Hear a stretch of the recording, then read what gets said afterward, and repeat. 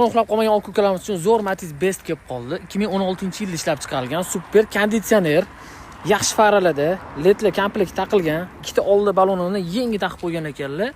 Orqasi o'rta holatda ekan. Oldilar bo'ylari but-butun. Kraskasini oldindan aytamiz, kapot bilan bagajida petno kraska bor.